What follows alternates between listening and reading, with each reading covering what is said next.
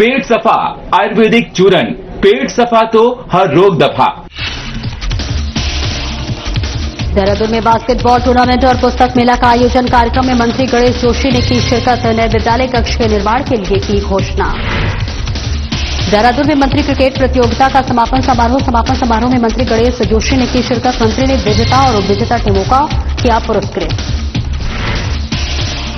भारतीय सैन्य अकादमी देहरादून की 197वीं पासिंग आउट परेड में देश को मिले 569 नए अधिकारी युवा अधिकारियों को दिलाई गई राष्ट्र सेवा की शपथ।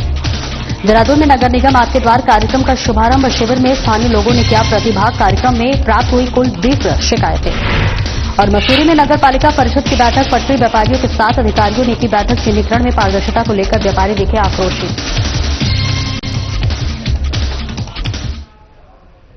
नमस्कार, स्वागत है आपका। मैं हूं आपके साथ सपना दीपक मदेशा। बुलेटिन का आगाज करेंगे। मुख्यमंत्री पुष्कर सिंह धामी और कृषि मंत्री गणेश जोशी सेलाकुई पहुंचे, जहां उत्तराखंड महक क्रांति नीति 2026-36 का शुभारंभ किया।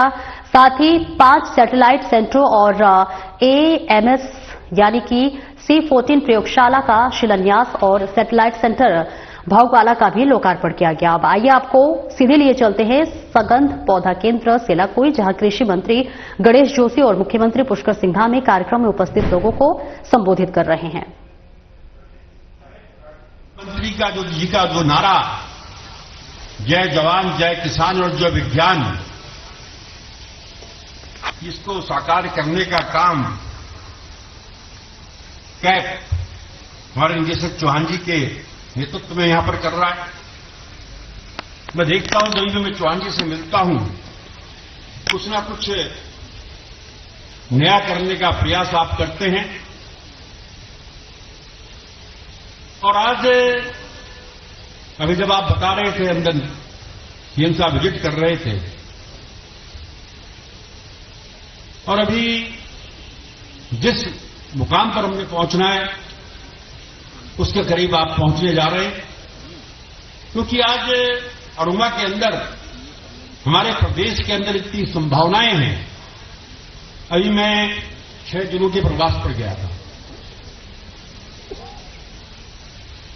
मैंने देखा कि केदारनाथ में डैमस गुलाब, वो किसका खेत है? बहुत बड़ा डैमस गुलाब जो है केदारनाथ में उखीमठ के पास।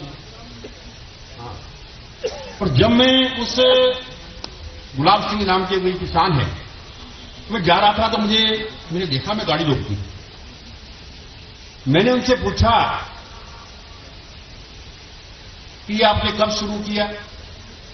तेरे साहब यहां पर जानवर हमारी खेती को नुकसान कर रहे थे, तो मैंने कहा इस पर जाइए। और 7 लाख रुपए प्रति वर्ष की इनकम मुझसे कर रहे हैं। ये इस बात का प्रतीक है, आने वाले समय में प्रदेश की आर्थिकी को आगे ले जाने में, जहां एग्रीकल्चर, हॉर्टिकल्चर और उमा का एक बहुत बड़ा योगदान। माननीय मुख्यमंत्री जी का आभार करता हूं कि आपके नेतृत्व में लगातार नए नए आयाम स्थापित हो रहे हैं। जहां 2003 में इसकी स्थापना के समय इसका टर्नओवर 1 करोड़ था, आज 100 करोड़ से अधिक हो गया। और आज 30,000 से अधिक किसान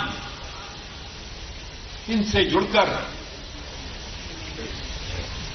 अपनी आय को दुगनी कर रहे हैं।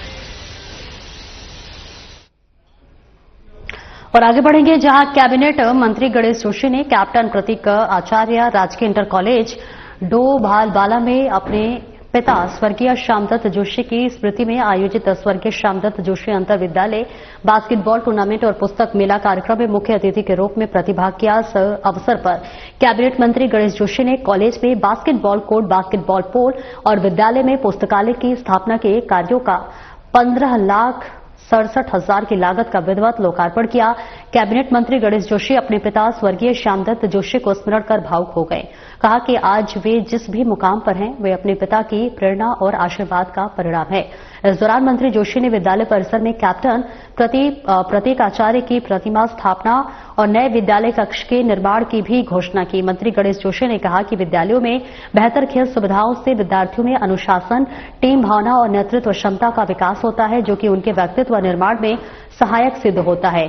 अमर शहीद कैप्टन प्रतीक आचार्य को नमन करते हुए मंत्री गणेश जोशी ने कहा कि शहीदों के नाम पर स्थापित संस्थानों का विकास करना हम सभी की नैतिक दायित्व है और ये न केवल शहीदों के प्रति सच्ची श्रद्धांजलि है, बल्कि अपने आने वाली पीढ़ी को देशभक्ति, सेवा और समर्पण के मूल्यों से जोड़ना है, सशक्त माध्यम भी है। पर कभी आज 40 साल पहले मेरा छोटा सा एक दुकान होती थी, यहीं से मैंने संघर्ष शुरू किया और जब क्षेत्र की महान जनता ने मुझे सेवा करने का मौका दिया तो सबसे पहले उसकी शुरुआत मैंने यहीं से की। यहाँ के गुरुजनों ने जब भी मुझसे कहा इस विद्यालय की बेहतरी के लिए जो हमने किया, और आज ये विद्यालय जो देहरादून के सर्वश्रेष्ठ विद्यालयों में एक है, जहाँ पहले मात्र छात्र संख्या 70-75 होती थी, आज 200 से अधिक छात्र संख्या यहाँ पर है। और आज मैंने अपने स्वर्गीय पूज्य पिता का एक सपना था कि मेरा बेटा विधायक बने, मंत्री बने, उनकी स्मृति में एक बास्केटबॉल टूर्नामेंट का आयोजन यहाँ पर हुआ, उसका समापन, वह एक पुस्तकालय का उद्घाटन मैंने किया और मैंने कहा कि पुस्तक व्यक्ति की सबसे सच्ची मित्र होती है। मैंने कहा उसका लाभ सिर्फ विद्यालय के बच्चों को नहीं, आसपास के लोगों को होना चाहिए। और मुझे पूरा भरोसा है कि यहाँ के बच्चे खेल के साथ साथ पढ़ाई में भी अपना भविष्य सुनिश्चित करेंगे। और एक बार संसद पर मैं यहाँ के प्राचार्य जी जोशी या स्मृत है, जो हर बार मुझसे बार कहते थे विद्यालय के लिए कुछ कीजिए, तो उन्हीं का परिणाम है कि आज विद्यालय एक सुंदर विद्यालय बन रहा है। अगर आप देखें आज यहाँ के बच्चे। और कैबिनेट मंत्री गणेश जोशी ने SGRN मैदान बिंदाल में स्वर्गीय हरबंश कपूर मेमोरियल ट्रस्ट द्वारा आयोजित मंत्री क्रिकेट प्रतियोगिता के समापन समारोह में प्रतिभाग किया और इस दौरान उन्होंने विजेता और उप विजेता टीमों को पुरस्कृत कर खिलाड़ियों का उत्साहवर्धन किया। कैबिनेट मंत्री गणेश जोशी ने हरबंश कपूर को भावपूर्ण श्रद्धांजलि अर्पित की। उन्होंने कहा कि कपूर साहब एक आदर्श जन नेता थे, जिनके जीवन का प्रत्येक क्षण जन सेवा के लिए समर्पित रहा। कपूर साहब मेरे राजनीतिक गुरु थे और आज मैं जहां भी हूं वो उन्हीं की प्रेरणा और मार्गदर्शन का परिणाम है। उन्होंने राज्य के विकास में हरबंश कपूर के अनुकरणीय योगदान को याद करते हुए कहा कि उनके आदर्श और विचार सदैव जन सेवा के लिए प्रेरित करते रहेंगे। इसके साथ कैबिनेट मंत्री गणेश जोशी ने खेलों के महत्व पर भी प्रकाश डालते हुए कहा कि खेल शरीर और मन दोनों को स्वस्थ रखता है, इसलिए हर व्यक्ति को किसी न किसी खेल में अवश्य भाग लेना चाहिए। उन्होंने प्रतियोगिता में शामिल सभी खिलाड़ियों को बधाई देते हुए उनके उज्जवल भविष्य की शुभकामनाएं दी।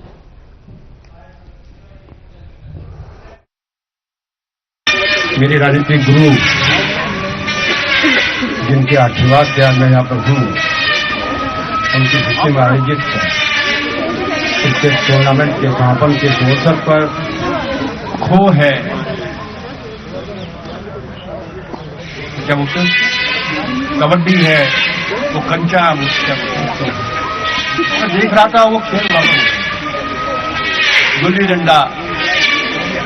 अब तो कई खेल हो गए और आजकल के बच्चे तो कंप्यूटर पर खेलते हैं, लेकिन जैसा मैंने कहा खेल से जहां आदमी का शरीर स्वस्थ होता है, मन भी स्वस्थ होता है।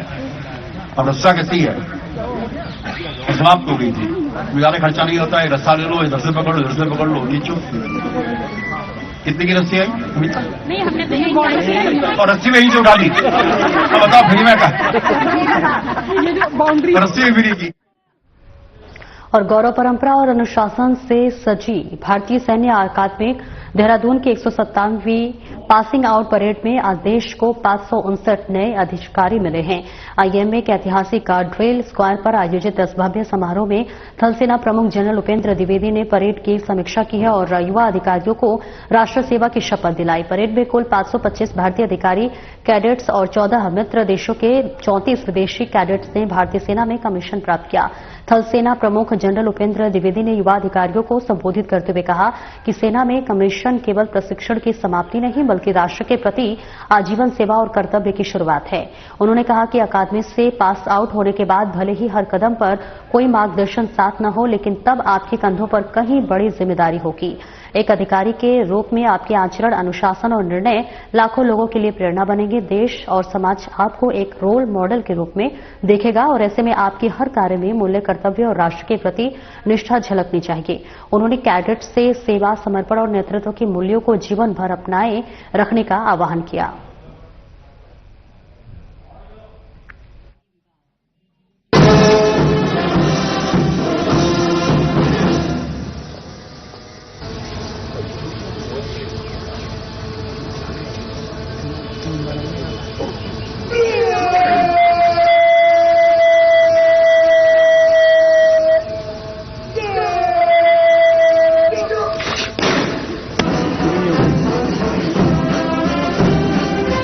अकादमी को निशान प्रदान किया। अकादमी का नया निशान 15 दिसंबर 1976 को भारत के तत्कालीन राष्ट्रपति श्री फखरुद्दीन अली अहमद द्वारा प्रदान किया गया था। सेवा मेडल, युद्ध सेवा मेडल, सेना मेडल,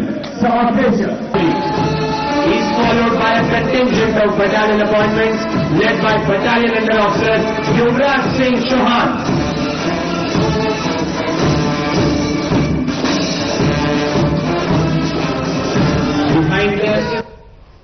और एक छोटे से ब्रेक के लिए रुकेंगे, जल्द लौटते हैं।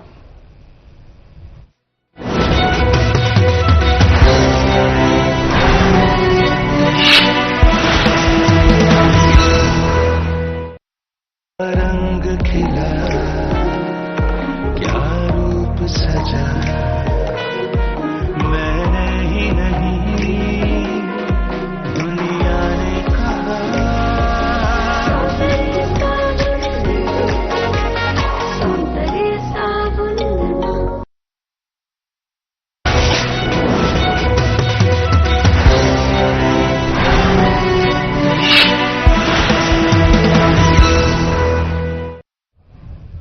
और ब्रेक के बाद एक बार फिर से स्वागत है आपका। खबरों में आगे बढ़ेंगे। महापौर सौरभ थापरियाल और मुख्य नगर आयुक्त नमामि बंसल ने देहरादून के हर्रावाला जोनल कार्यालय में नगर निगम आपके द्वार कार्यक्रम का शुभारंभ किया। शिविर में स्थानीय जनता ने बढ़ चढ़कर भाग लिया। जनता ने अपनी समस्याओं और सुझाव को सीधे निगम अधिकारियों के सामने रखा। शिविर में नगर निगम सहित विभिन्न विभागों से संबंधित 20 शिकायतें आईं। इसके साथ नागरिकों ने सुझाव भी दिए। मुख्य नगर आयुक्त नमामि बंसल ने प्राप्त शिकायतों के तत्काल निस्तारण के निर्देश दिए। शिविर में 11,98,460 का भवन कर जमा किया। साथ ही 6 स्वकर निर्धारण प्रपत्र भी प्राप्त हुए हैं। मुख्य नगर आयुक्त नमामि बंसल ने कहा कि नगर निगम आपके द्वार कार्यक्रम में नियमित रूप से आयोजित किया जाएगा, जिससे कि जनता की समस्याओं का त्वरित निस्तारण हो सके।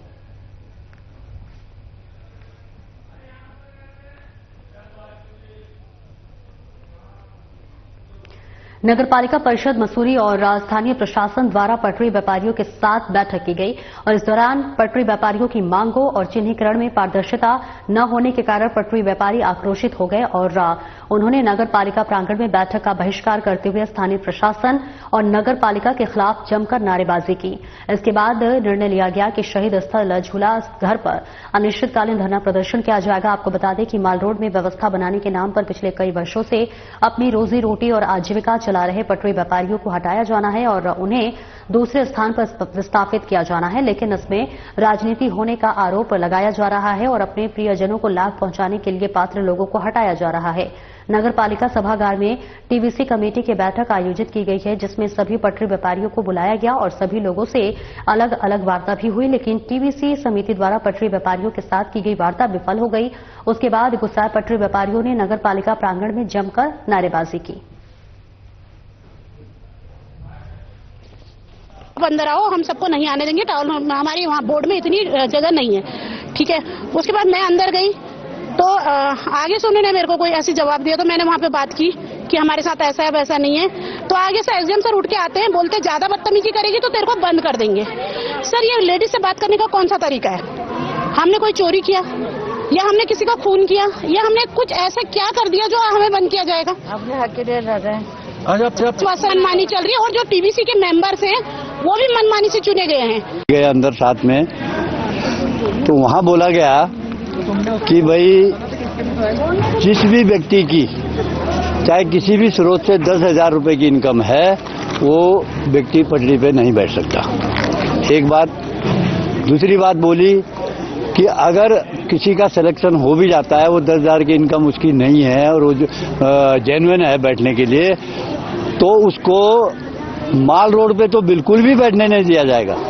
वो और जखोली ब्लॉक के मयाली गुप्तकाशी मार्ग पर गैस गोदाम के पीछे एक भालू तार में फंस गया। करीब 6 घंटे की मशक्कत के बाद भालू को निकाला गया। दरअसल बड़वा मुन्ना के देवल ग्राम में गैस गोदाम के पीछे काफल के पेड़ पर चढ़ने के दौरान एक भालू झाड़ियों में लगे तार में फंस गया।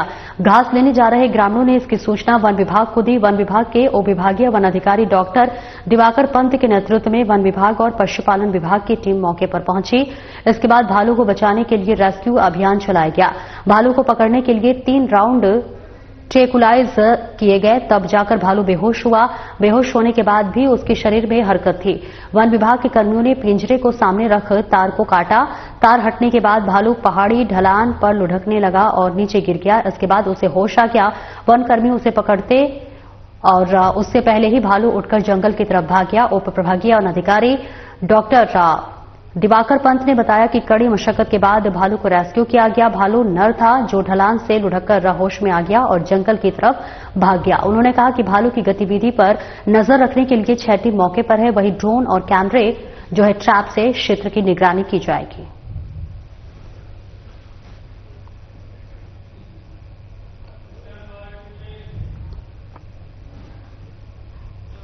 और आगे बढ़ेंगे जहां मुनिकिरेती के तपोवन स्थित डेक्कन वैली में कैफे संचालक नितिन देव की 4 गोली मारकर हत्या करने वाले रामवीर गैंग के सुपारी किलर विक्की यादव को पुलिस और एसओजी की टीम ने यूपी के ग्राम हल्दी बलिया में उसके घर से दबोचा है। गिरफ्तार कर किलर को आज मुनिकिरेती थाने लाया गया है। पूछताछ के बाद आरोपी को पुलिस ने कोर्ट के आदेश पर जेल भेज दिया है। मामले में विक्की यादव का दूसरा साथी प्रकाश पांडे पहले ही टिहरी जेल में बंद है और हत्या की साजिश रचने और सुपारी देने वाला विपिन नैयर भी पॉक्सो के मामले में जिला कारागार देहरादून की हवा खा रहा है। सुपारी किलर से विपिन नैयर को मिलवाने वाला बिबलेश भी जेल के सलाखों के पीछे बंद है। मामले का खुलासा करते हुए एडिशनल एसपी जेआर जोशी ने बताया कि कैफे संचालक नितिन देव की हत्या 5 मई को डेक्कन वैली में हुई थी। नितिन की हत्या विपिन नैयर के रंजिश की वजह से कराई गई थी और हत्या की पटकथा नैयर ने पॉक्सो के मामले में जेल में बंद होने के दौरान कुख्यात बदमाश रामवीर के साथ मिलकर लिखी। रामवीर के ही कहने पर बिबलेश ने नैयर को दोनों किलर से दिल्ली में मिलवाया। सुपारी के रूप में नैयर ने किलर को एक मकान और मोटी रकम देने का भी वादा किया। बताया कि विक्की यादव पर गिरफ्तारी के लिए 50,000 रुपए का इनाम भी था। इस पूरे मामले का खुलासा करने वाली टीम में शामिल inspector Pradeep Chauhan, SSI Yogesh Pandey, SOG प्रभारी ओमकांत भूषण, आशीष रावत, विकास सैनी और अन्य को एसएसपी आयुष अग्रवाल ने शाबाशी देते हुए हौसला अफजाई की है।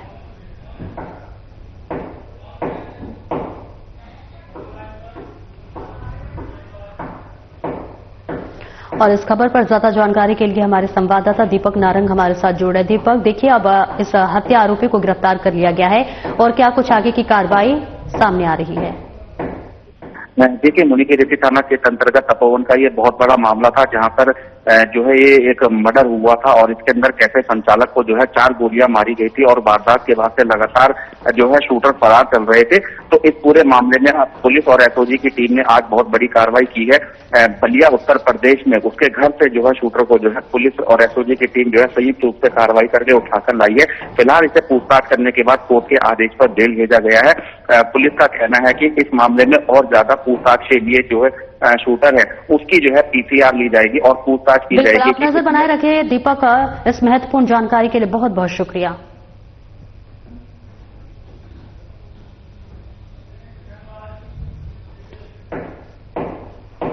और आगे बढ़ेंगे। मुख्यमंत्री पुष्कर सिंह धामी और कृषि मंत्री गणेश जोशी सेलाकुई पहुंचे, जहां उत्तराखंड महक क्रांति नीति 2026-36 का शुभारंभ किया।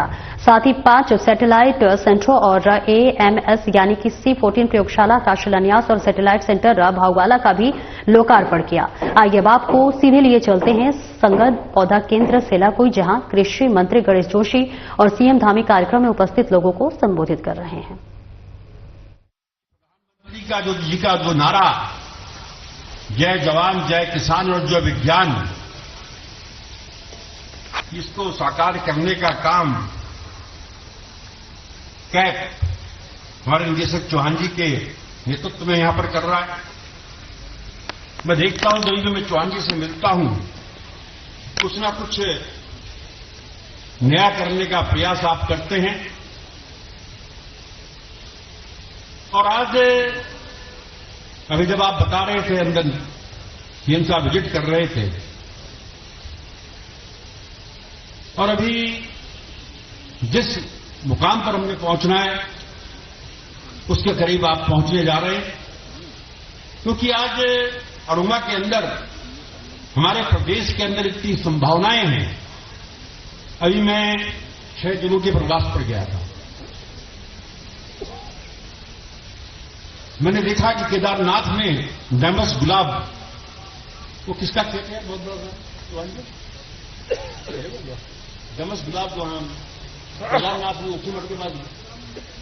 हाँ, और जब मैं उस गुलाब सिंह नाम के कोई किसान है, मैं जा रहा था तो मैंने देखा, मैं गाड़ी रोक दी।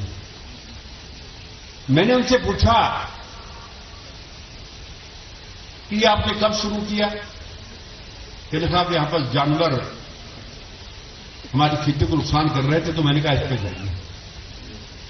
और 7 लाख रुपए प्रति वर्ष की इनकम मुझसे कर रहे हैं। ये इस बात का प्रतीक है, आने वाले समय में प्रदेश की आर्थिक को आगे ले जाने में, जहां एग्रीकल्चर, हॉर्टिकल्चर और उमा का एक बहुत बड़ा योगदान। माननीय मुख्यमंत्री जी का आभार करता हूं कि आपके नेतृत्व में लगातार नए नए आयाम स्थापित हो रहे हैं। जहां 2003 में इसकी स्थापना के समय इसका टर्नओवर 1 करोड़ था, आज 100 करोड़ से अधिक हो गया। और आज 30,000 से अधिक किसान इनसे जुड़कर अपनी आय को दुगनी कर रहे हैं। आज आपने देखा होगा कि डाबर के साथ एक MOU यहां पर हुआ। और आपको ये भी याद होगा, जब प्रधानमंत्री जी यहां पर आए थे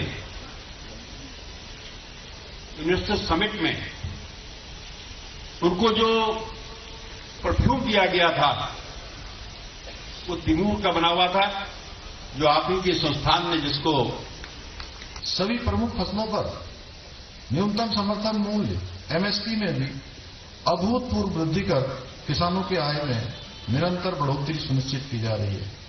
साथ ही फसल बीमा योजना, किसान मानधन योजना, मृदा स्वास्थ्य कार्ड, बागवानी विकास मिशन, कृषि यंत्र सब्सिडी, बूंद-बूंद ड्रिप इरिगेशन, बूंद-बूंद सिंचाई योजना, डिजिटल कृषि मिशन जैसी अनेक योजनाओं के द्वारा किसानों को लाभ पहुंचाने के अनेक प्रयास किए जा रहे हैं। यही नहीं, इस वर्ष के बजट में कृषि को विकास का प्रमुख इंजन मानते हुए, जहां एक और किसानों को क्रेडिट कार्ड, किसान क्रेडिट कार्ड की लिमिट को 3 लाख रुपए से बढ़ाकर 5 लाख रुपए करने का ऐतिहासिक निर्णय लिया। वहीं प्राकृतिक खेती को और प्रोत्साहित करने के साथ साथ सिंचाई और कृषि तकनीकों के विकास पर भी विशेष रूप से फोकस किया गया है। आदरणीय प्रधानमंत्री जी के मार्गदर्शन में और उनके नेतृत्व में हमारी राज्य सरकार भी प्रदेश के किसानों के उत्थान एवं समृद्धि के लिए निरंतर संकल्पित होकर कार्य कर रही है। हम जहां प्रदेश में किसानों को 3 लाख रुपए से तक का ऋण बिना ब्याज के उपलब्ध करा रहे हैं, वहीं कृषि उपकरण खरीदने के लिए फार्म मशीनरी बैंक योजना के माध्यम से 80% तक की सब्सिडी भी उसमें प्रदान कर रहे हैं। यही नहीं, हमने किसानों के हित में नहरों से सिंचाई को पूरी तरह से मुक्त करने का काम भी किया है। साथ ही हम किसानों की आय बढ़ाने के लिए पॉली हाउस निर्माण के लिए 200 करोड़ रुपए की राशि का हमने प्रावधान किया है। उसमें भी तेजी से अब काम हो रहा है और मुझे बताते हुए यह हर्ष हो रहा है कि इसके अंतर्गत अभी तक राज्य में लगभग 115 करोड़ रुपए की सहायता से करीब 350 पॉली हाउस स्थापित किए जा चुके हैं। इतना ही नहीं, हम जहां एक और किसानों को गेहूं खरीद पर किसानों को 20 रुपए प्रति क्विंटल का बोनस प्रदान कर रहे हैं, वहीं हाल में हमने गन्ना किसानों के रेट में भी 30 रुपए, गन्ने के रेट में 30 रुपए प्रति क्विंटल की बढ़ोतरी की है। फिलहाल इस बुलेटिन में इतना ही। नमस्कार।